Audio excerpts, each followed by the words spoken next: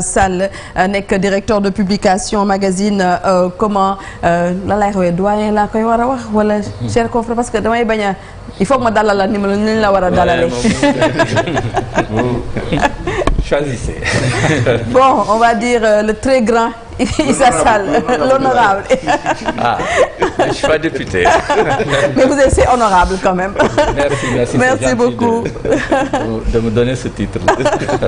En tout cas, un réel plaisir dalal la donc ci plateau Info Matin donc nuyu la bu baax a baax ñu permettre la nga nuyu téléspectateurs yi.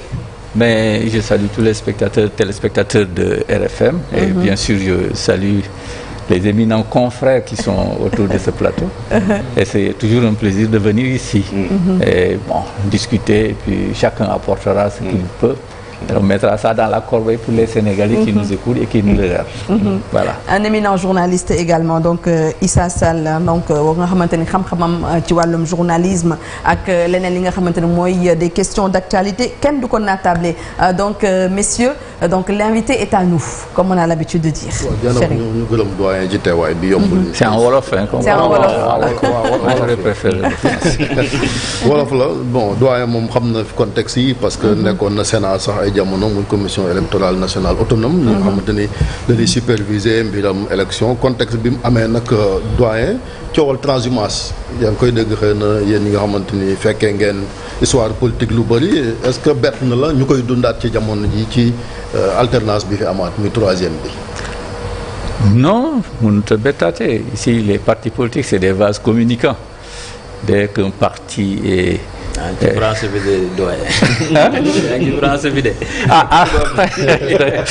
Bon c'est vrai xam nga am na thème yoo xam c'est très difficile de s'exprimer en wolof di ko mën a expliquer parce que vase communicant boo ko bëggee utiliser dafay xaw a jafe. mais réeroowuñ quoi. waaw réeroowuñ boo seetee Sénégal.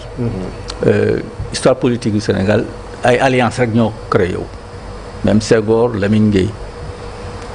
Après Lamine Gueye ensuite il y a les partis de le PRA en 66 tous les partis qui étaient là se sont regroupés autour du PS de l'UPS à l'époque ensuite ceux qui ont créé le PDS ñi créé PDS ñoom it PS lañ jóge woon UPS lañ jóge boo xoolee parti de gauche yi ñoo xaw a tuuti sori mais biñ demee ba 80 gis nañ ne ay PIT ñëw rejoindre le parti socialiste donc ñuy ànd dafa xaw a dafa habitude politique la au Sénégal donc bu ñu demee ba nga xam ne am nañ ku am doole moom la ñëpp di àndal parce que boo ko defutee dañ lay noot et boo gisee communes yi nga xam ni nekk Sénégal léegi communauté rurale yi bu amee changement rek ñoom it dañuy dem ànd ak ki am doole parce que bu ñu ko defutee mën nañ leen a noot ba nga xam ne duñ mën a def liggéey bi ñu bëgg a def ba nag boo bëggee am loo liggéeyee da ngay ànd ak ki nekk ci pouvoir bi boo ànd ak moom mu faciliter la yow sa implantation locale ba pare dëgëral la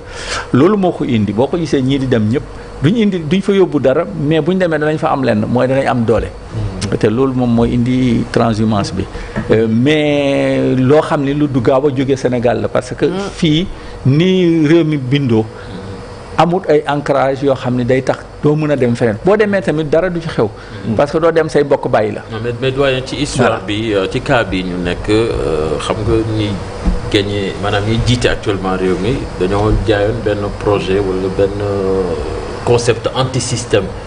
yaakaaroon nag ni concept boobu su demee nag ba nekk aux affaires dëgg fa yàlla transhumance boobu ñu xamoon. comme ni nga ko waxee léegi ci historique bi loolu dafay wàññeeku wala mu dagg benn yoon mais là on se rend compte que ba léegi dafa mel ni ça de beaux jours devant système mooy lan loolu ngay njëkk a wax parce que boo ko seetee li mënut changer parce que ni réew mi demee la sociologiquement nous sommes tous ensemble nous sommes un gros village donc fi ndekki neexee rek foofu la ñëpp di dem donc il faut que ñu comprendre que noonu ñoom mën nañu wax ne anti système la mais mënuñoo diriger réew mi ñoom rong parce que amul fii un parti ñëpp xam nga ñëpp xam nañ ne réew mi demeewul noonu bi am benn parti boo xam ne mooy ñëw dominer ñëpp écraser leen amu fi boo demee yow kenn bu yàggee nga daanu loolu amul benn problème boo amutee appui d'autres formations politiques doo gagner élection 3 fois loolu bu yeboo ku ne xam ko boo amul un appui politique ñoom mën nañu wax ne dañoo am seen système mooy ku ñëw tamit duñ la baalal duñ la kii comme auparavant ça ils le disent xam nga nu muy mujjee suba mais dañuy wax ne boo ñëwee tamit yaa ñëwal sa bopp. Mais la nga sa ton li nga wàcc li nga fi wàccoon tamit duñ ko fàtte loolu mën nañ ko wax xamaguñ nu muy demee mais gisaguñ yaakaaruma ne danañ dem ba nga xam ni avec le couteau entre les dents ils vont régler tous les ils vont sacrifier tout le monde non dans ce pays ce sera difficile ñoom mënuñoo fexe ba changer système bi ba li tradition yi fi amoon tradition politique yi dindi ko fi. loolu yombul mën nañ ko wax tey mais fii y a pas un projet sur 50 ans y a un projet pour un mandat. 5 ans rek nga am. boo demee élection perte ko te projection de APR ñi ngi projeté woon benn jusqu'en PSE 35 ans mais 2035 mais c'est enterré ñoom it mën na Ablaye Wade avait dit je ferai 40 ans avec mes gars c'est enterré donc yow luñ mënti wax ils n'ont qu'un mandat parce que population bi ñu décidé ne suba nga dem te projection yooyu yëpp amatul benn njëriñ donc il faut que ñu dëgg bal bi tuuti ànd ak sawo parce que yaakaar ne mën ngaa ñëw je me projette sur 50 ans sur 60 ans ça c'est pas des rêves humains dans nos pays de démocratie dans un pays de démocratie le seul rêve c'est un mandat boobu mandat bi jeex na bu dina la daanalee nga dem te fii ku ñu fi daaneel c'est terminé man dañ lay suul. yaa ngi wax mbiram sago mais dañu gis benn nomination bu fi jur coow muy Samba Ndiaye ci nekk PCA fële ci SNHLM ay responsable ñoo xam ne am na ndomb tànk c'est des directeurs généraux dem ci réseaux sociaux yi di contester décision bi nga xamante ne président de la République moo ko jël est-ce que loolu ça fait pas déjà désordre? Non mais tu sais les conseils d'administration lan lañ c'est des emplois politiques c'est des emplois politiques. C'est-à-dire qu'au Sénégal, il faut qu'on comprenne une chose. Quand on s'est rendu compte que un conseil municipal ne nourrit pas son homme, dañoo yokk salaire yi. Quand on a compris que l'Assemblée nationale ne suffit pas pour caser tout le monde, on a créé le Sénat. Quand on s'est rendu compte que ça ne suffisait pas, on a acheté le HCCT. Aujourd'hui, les conseils d'administration, ce sont des emplois politiques. Ça l'était avant, mais on en parlait peu. Parce que Habib Thiam a été président du conseil d'administration de la B6. Donc danañ doon jël ay politique di ko def mais aujourd'hui c'est tellement flagrant parce que y a beaucoup d'agences il y a beaucoup de structures yoo xam ne mën nañ fa caser ay hommes politiques aujourd'hui c'est des emplois politiques ce ne sont pas des emplois pour servir le pays c'est pour donner du pain à des gens parce que mënuñu xool ne dañ lay jël rek yóbbu la foofu d'abord il y a pas un problème d'âge c'est-à-dire que da nga gis koo xam ne day liggéey ba retraité ñu yóbbu ko fa normalement on devrait même fixer un certain âge pour accéder à ça c'est-à-dire que être à 5 ans de la retraite au minimum et tu ne peux pas diriger un conseil d'administration pendant tant d'années voilà mais loolu amul dégg naa leen léegi ngeen wax ne mais comme Souleymane ni mu ko doon waxee mais am na niveau boo xam ne bu ko directeur bi amee le président du conseil d'administration ne sait da koy écraser pire dana ko defloo signer ay actes yoo xam ne sax du ko xam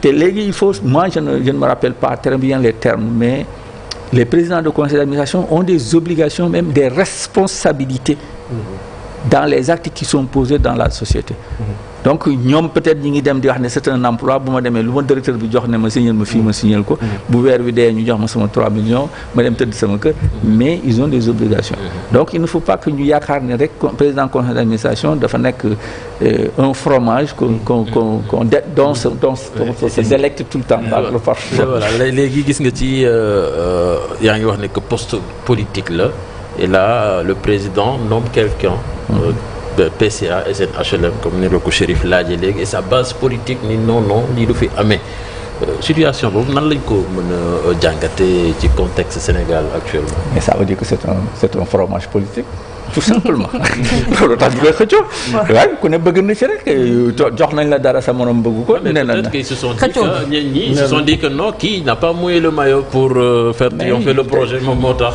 non mais c'est ce que l'on dit que si on doit te nommer à n'importe quel poste aujourd'hui il faut prouver ton engagement pour le projet c'est ce qu'on dit je n'ai pas vu de toute façon bu dee loolu dafa am duñ ko bind fenn mais danañ ko def loolu lañ wax ku xeexut bañ nekk bañ yegg au pouvoir yow doo am dara loolu la rek maintenant bu dee loolu la moom bu dee xeexut ñeneen ñi mën nañu wax ne xeexut bu suffisamment et donc fromage bi ñu ko jox mënoon nañu ko keneen moo ko gën a yeeyoo loolu rek la parce que du affaire ay valeur du valeur éthique du valeur éthique ah les nominations n'ont aucune valeur éthique. Ce sont des récompenses. Mais est-ce que pression bi quand même elle est forte on a vu. ban pression ñoom ci seen biir la pression. Ouais, mais les président Sénégalais sans mais ñoom il demande à ce que en tout cas que Samba jóge fa alors que président bi jël na décision ba pare au cas où par exemple. Mais Chérif, ça n'a aucun intérêt pour le Sénégal que des gens se disputent un poste de responsabilité bu ñu joxe ba pare ça qu'est-ce que ça a à voir avec le Sénégal? Le Sénégal ne fonctionne pas pour ça jox nañ ko poste bi ñeneen ñi ngi koy xeex mais ça c'est problème interne c'est même un problème de quartier. Donc il faut moi je trouve que c'est insignifiant. Ce serait significatif si le président écoutait les gens et sortait le gars et le mettait dehors. Là c'est intéressant. Là on serait dans un cas où vraiment on se rend compte que c'est un partage de gâteau assumé. Mais bu dee dañu koo jox dans son quartier les gens disent que moom bi ñuy xeexuñ demut kaso waaw ñun biñ bëggee jënd essence pour def ay kii moom joxewul xaalis yooyu wala bu ñu demee këram dañu doon dàq wala bu ñuy meeting du indi xaalis loolu ça c'est autre chose c'est local mais bu dee dañoo def pression sur le président qui nomme jusqu'à ce qu'il change là on a un problème. Ouais. Le Sénégal peut. Mais s'il ne le fait pas, est-ce qu'il n'y a pas un risque politique? Est-ce qu'il y a c'est un quartier. C'est un problème de quartier. C'est pas un problème national. Le gars, personne ne le connaissait avant. Moi, je ne le connaissais pas. J'ai entendu quoi voir. Mais c'est insignifiant. Ils sont insignifiants. Le gars est insignifiant. Il ne représente rien. Pour représenter quelque chose, il est ministre ou il est à l'Assemblée. Il ne représente rien. Je ne sais même pas s'il est sur les listes. Mais doyen, il a été maire. Mais il ne représente rien. Mais doyen, il fait qu'on fait un petit militant bon, voilà, peut-être que on est comme minimiser, mais là c'est des directeurs généraux nommés. Ñom tay di ñom ñoo jóg yëkkati seen kaddu comme ni nga koy gisee nii.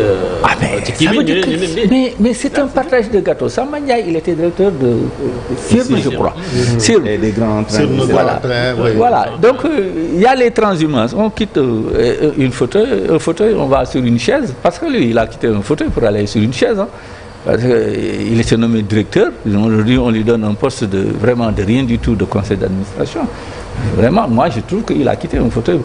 Il aurait dû avoir vraiment une autre dimension. Parce que si le poste de directeur général de CIR est important, il est beaucoup moins important qu'un président de conseil d'administration. Il a choisi vraiment le mieux. C'est une récompense. Maintenant, récompense, est-ce que mérite ou mérite ou ça, c'est l'histoire du PASTEF et du président. Le président, lui, s'il considère qu'il a contribué, mais s'il a contribué de manière significative, ça veut dire que le camp où il était, il n'a pas fait ce qu'il devait faire. Ou il a commis des actes qui sont peut-être pas moralement acceptables. Le débat bi nag ñu ngi koy agité entre l'ancien premier ministre qui était de la même coalition Diamangeli Amadou Ba ak Ousmane Sonko maintenant ñëpp a ngi déglu CNRA bi ci war a dogal l'organisateur muy Cheikh Diallo EAO ak média ñoom nee nañ pare nañ loi électorale bi ñëpp nag même premier ministre Ousmane Sonko démb def na benn poste doucement loolu la joxoñ nee na loi yi dañoo obsolète waroon nañu dépasser loolu parce que nee na CNRA pour affaire de rupture d'égalité war ñëw bàyyi ñaari candidat kese di débat alors qu'on a 41 listes. Oui, mais je ne veux pas commenter, peut-être si vous voulez que je commente ce qu'il a dit sur son poste. S'il dit que c'est obsolète, on se retrouve dans l'histoire de l'Assemblée nationale. Est-ce qu'il va l'évoquer uniquement pour ne pas aller à ce débat? Le texte là. Que le texte n'est pas bon, il faut le changer et dans ces conditions, j'irai au débat. J'espère que non. Est-ce que le CNRA va se lever pour dire que non, ni lañu war a organiser il y a rien qui interdit ce débat. D'abord c'est pas l'organe public. L'organe public il y a des temps d'antenne qu'on donne 3 minutes je crois. Loolu moom mën nañu ko régler. Mais si c'était une presse, une télévision privée, une radio privée organise ce débat, ce que la loi lui impose, c'est l'équité et l'équilibre avec les autres candidats. C'est-à-dire que le lendemain, il convoque 5 candidats, ils viennent, ils font un débat. Mais ce n'est que ça qui est l'obligation. Ils sont tenus de veiller à l'équilibre et à l'équité entre les candidats. C'est tout ce qui leur impose. Bu dee donc def nañ débat boobu le lendemain les télévisions peuvent organiser un autre débat.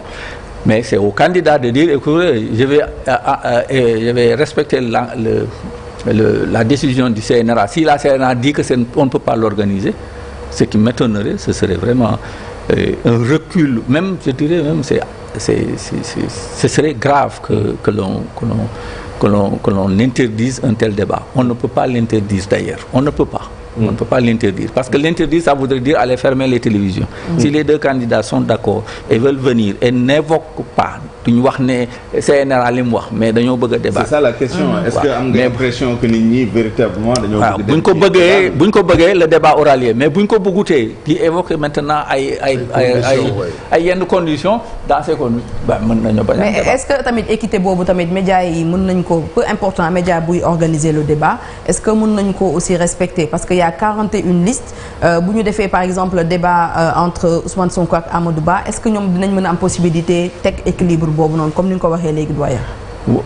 mais mën nañ ko mais c'est très difficile parce que 41 listes c'est pas facile d'organiser tous les jours un débat entre 5 candidats mais fii c'est 2 demain tu peux faire 10 ans s'ils veulent 5 mais on sait très bien que sur les 40 ans il y en a qu'une dizaine qui sont crédibles suffisamment pour avoir parce que au Sénégal quand on fait les élections ou des législatives il y a 8 listes ñooy am ay députés il y a 4 ou 5 qui gagnent avant et puis les 2 ou 3 qui vont avoir des plus forts restes donc xam nañ ne 41 c'est trop et s'il y avait le parrainage on n'en serait pas là donc loolu mais moi je pense que on peut inviter TFM peut inviter quelqu'un qui n'a aucune possibilité d'avoir un député mais l'inviter pour savoir tout parce que élection dafa am loo xam ne da ci am solo mooy nit ñi mën a wax ñu dégg leen xam nga am na ñoo xam ne danañ wax lu am fayda mais amuñ pouvoir amuñ mbooloo nit ñi duñ leen déglu mais bis yu mel noonu ci élection day permettre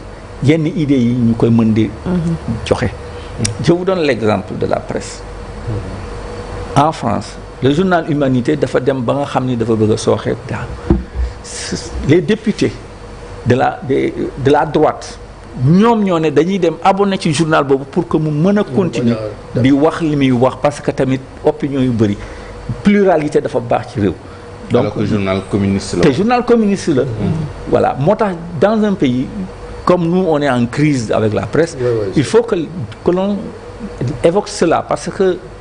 un pouvoir moom moo mën a jàppale presse pour que nit ñëpp di wax mais bu dee dañoo bañ loolu day yàq presse et day yàq démocratie et puis day tax réew di ami problème parce que xeex yi am ci réew yëpp manque de liberté de presse moo koy indi bu nit ñi xamut li ñuy jël mooy xeer wala sànni waaw mais bu dee ñëpp xam nañ mën nañoo dal donc moo tax dañoo war a am opinion yu bëri waaw mais loolu day fekk ñu nekk ci réew bu nga xamante ni nit yi xam nañu lan mooy njëriñu presse bien sûr mais ñëpp xam nañ njëriñu presse mais bu la neexee nga gis njëriñ ba pare wàcc ko foofu parce que bëggoo loolu li muy def neexu la moo tax doo ko nangu loolu yëpp am na ci ko léegi crise boobu nu ngeen ko tuddee ñu ñëw ci presse bi parce que gis nañ surtout contexte bi nga xamante ne liste yi bari nañ déjà topp candidat bu mooy gëm naa ne RTS ñeneen ñi mënoon ko pour campagne boo xamante ni muy téléspectateurs yi lecteurs yi war nañoo mën a am information yemale ñëpp jamono joo xam ne justement la presse est en crise mais parce que état bi bu bëggee ñuy wax xam nga ñuy wax obligation presse bi pour débat bi est-ce que mën nañ ko war nañ ko def wala yooyu mais état bi moo war a fexe ba nga xam ni les organes de presse puissent suivre la campagne la RTS on finance la RTS va avoir 41 caméras avec des équipes de 3 ou 4 personnes vous vous rendez compte de ce coût logistique boobu boo ko gisee voilà nga war leen a topp ak oto xam naa ne am na ñoo xam ne duñ dem fenn parce que amuñ pour faire la campagne mais voilà amuñ moyens yi pour def ko ils vont passer peut-être leur temps à venir en studio pour envoyer un message il y a les listes départementales mais loolu TFM va acheter 40 caméras ou 50 caméras pour aller suivre des c'est pas possible donc bu ñu gisee comme la crise qu'on a vécue moi j'ai été là-dedans demoon naa bi ñuy rencontrer ministre bi mais on ne peut pas dire que da ngay ñëw di def ay ATD di bloquer ay comptes bancaires d'entreprise de presse parce que tout et ensuite nga yoreel ko xaalis état bi bu des structures de l'état yoreel xaalis ñu bloqué xaalis bloqué ko oui. loolu mënuñ ko nangu. Mooy et puis convention on va à des élections la presse n'a pas d'argent pour suivre ça veut dire que am na ñu waroon a dégg duñu leen dégg parce que nañ leen waroon a dégg duñu en dehors des 3 minutes kenn dootu am 3 minutes nga kanay toog pendant 2 heures di déglu benn une liste de 40 personnes ñuy wax kenn du ko def quelquefois tu tombes sur ça mais bu doon nag may nañu TFM am na xaalis ñu jox ko financé ko jox ko 500 ñu jox ko 800 millions ne ko prépare la campagne ngeen am ay caméra jënd ay oto renouveler votre matériel parce que c'est ça aussi l'objectif. L'objectif, ce n'est pas uniquement la campagne, mais de permettre aux organes de renouveler leur matériel, d'aller partout, encore de fixer même des contacts dans les régions, de xamaat ay nit xam fan ngay jaar ak yooyu loolu yëpp day tax presse bi gën a am doole. te puis am na ñoo xam ni bëgg nañoo dégg seen kër mën da ngay gis seen tur mais xamoo leen doo leen dégg. Ce serait l'occasion d'aller les interroger dans leur fief de voir ce qu'ils représentent. Et loolu moo baax ci réew mais bu dee da nga presse bi amuñ xaalis duñ dem fenn fii la ñuy toog ci studio yi di commenter. te commentaire baaxul. parce que doo am éléments yi te li ngay wax mën naa impacter. mais buñ nee am na lu xew fenn presse bi teew mais bu homme politique bi ne nii la. Parce que mën naa wax ne du noonu nii la. Ça c'est vrai. Souleymane, tu es interpellé hein? On veut des caméras. non mais de toute façon non mais on va quand même couvrir. Oui. Maintenant dans la limite des moyens. Des moyens. Créativité, innovation. Le talent. Oui. Des équipes. Loolu moo koy compenser mais dans le principe. ni ko mon grand frère Issa waxee. Les autorités doivent prendre conscience de l'enjeu. Enjeu média. C'est-à-dire bon dañ ko waroon sax intégrer ci vision bi. parce que dafa bokk ci li nga xam ne day defar réew mi.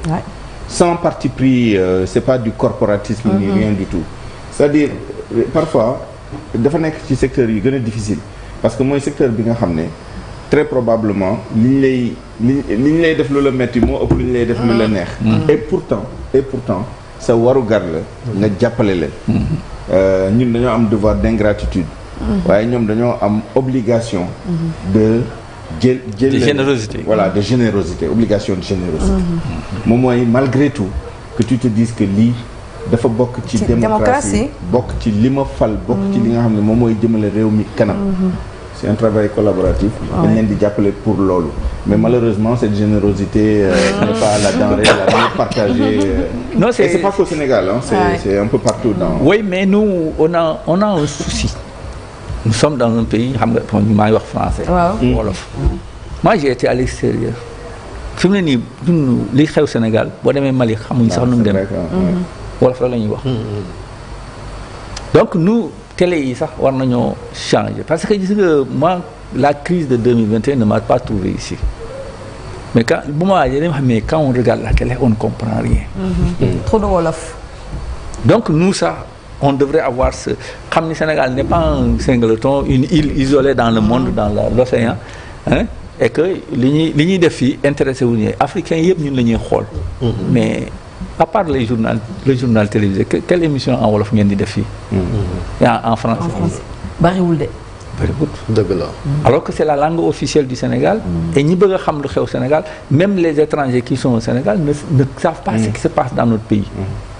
alors que ñun souvent da ngay wax mais sénégalais xamuñ sax président peut-être vice-président Gambie boo ko laajoon Sénégal ñi sax kenn xamul nu mu tudd. mais boo demoon Gambie leneen kare ministre kii xam nañ ko. mais pour ñun ñu mën a wax ak ñoom pour ñu xam ñu ba nga xam ne bu ñu fa demee ñu mën teeru ak jàmm dañu xool di ñuy wax ne am un soft power foofu sax. amuñ ko au Sénégal. et ça commence à baisser. moo tax ñun dañoo war a xoolaat même les organes de presse te état bi mën na ci jàppale ñu bëri. donc il faut que ñun ñu xoolaat suñu bopp bu baax. un peu comme li xew Gabon parce que Gabon par exemple taxawaay bi Sénégal amu ko. mais comprendre dañu gis am nañ vision boobu. oui Gabon 24. am di ci làkk anglais. di ci jéem a wax non seulement lu xew Gabon. mais Gabon par rapport au reste du monde. Al Jazeera voilà mais état bi moo ci jàpp. depuis Bongo fils avec Afrique kii comment il s'appelle Afrique 24 ou je ne sais pas. Africa numéro voilà. donc voilà. ñoom loolu dañul seen xel ba léegi. ñu ngi continuer di yaakaar ni avec une politique extérieure des médias. xam na mën nañ gën a dëgëral taxawaayu te loolu Sénégal moo ci gën a jekk. suñu position non xam nga ñun dañoo am un nombrilisme mal placé.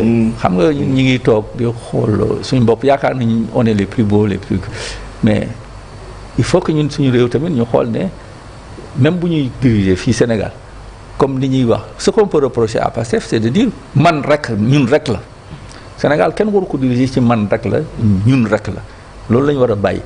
Sénégal comme on le dit ça doit être dirigé toujours dans une certaine voilà un peu voilà mais souvent parce que bu dee PDS ñëw na ne man ak samay gars yi rek ñooy kii mais boo ko defee doo fi samp lu dëgër parce que ku ñëw li muy njëkk a wax ñii li doon def baaxul dama koy dindi sànni fële le régime qui est passé Benno ñëw na ñii ne li ñu fi mas a def ci kii xooluñu ne samp nañ fi dara wala yooyu nañ ko dindi sànni mais dans 5 ans on va aux élections ñii am problème gagné wuñ kii ñëw ne li fi nekkoon li waa Pastef def ak kii nañ ko dindi sànni parce que Pastef seen bopp rek la ñi nommé woon ci conseil d'administration yooyu yëpp dàq nañ leen mais donc duñ construire dara lu solide parce que bu dee chaque année ñu changer le personnel politique changer méthode de travail ne dañuy changer vision mais quand est-ce qu'on aura quelque chose de stable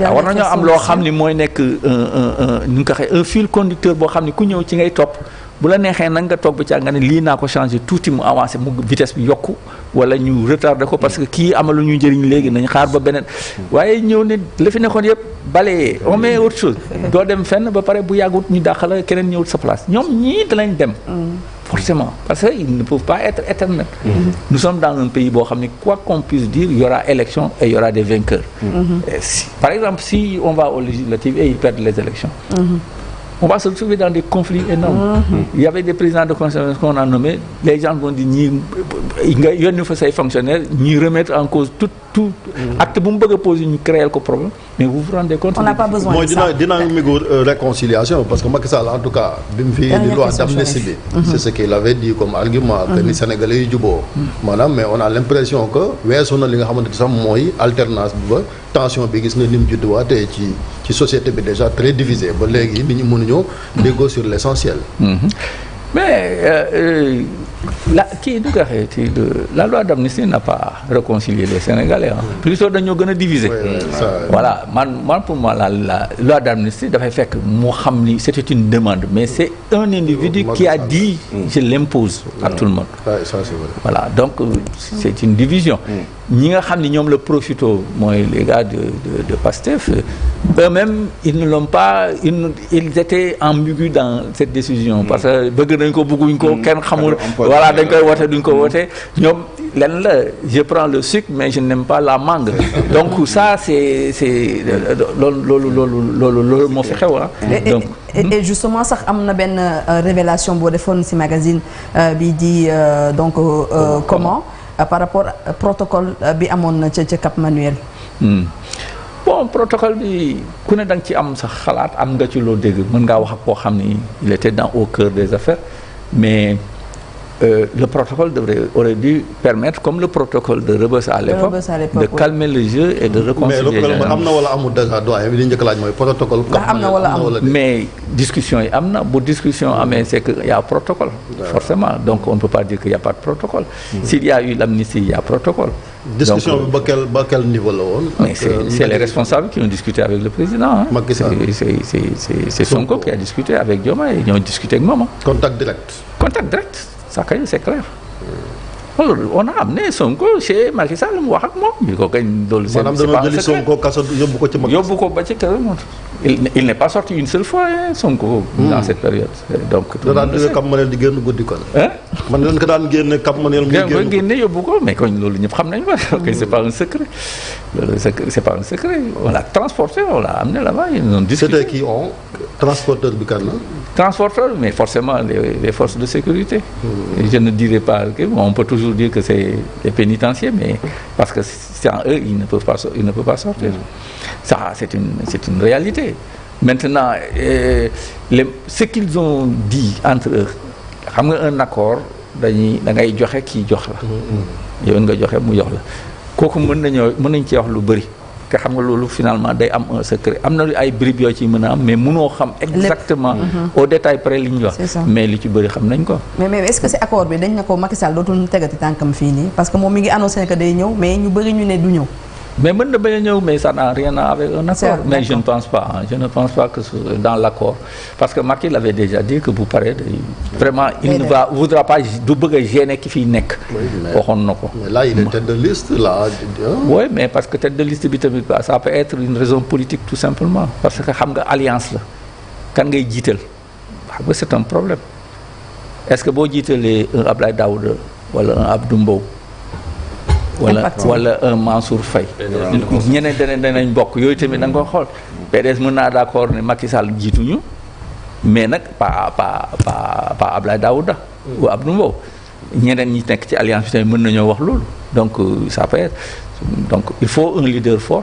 man c'est mon appréciation de ce problème c'est-à-dire que il fallait avoir quelqu'un qui boo xam ne bu ñu ko jiitalee ñeneen ñi duñu mer waaw loolu rek moom moo am solo ñu jiital ko mu nekk ko voilà yaa en tout cas pexe yi ñuy def ci politique moom bu ñu ko doon def ci téye réew mi ak doxal réew mi yaakaar naa léegi ñu développé. peut-être un petit Bougna.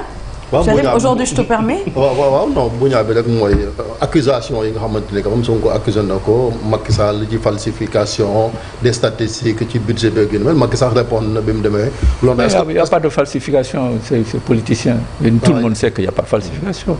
Les dossiers sont là tout le monde le sait donc il y a pas de problème donc mais c'est politique il a utilisé la politique il a voulu faire de la politique.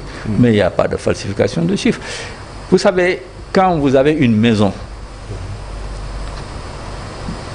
bu dee say doom xiif nañ te amoo loo togg da ngay jël cin nga def ci ndox taal ko ñu yaakaar ne da nga leen jox dara bañ nelaw ñu dem tëdd loolu est-ce que da ngay wax ne yaay ji da doon fen doomam.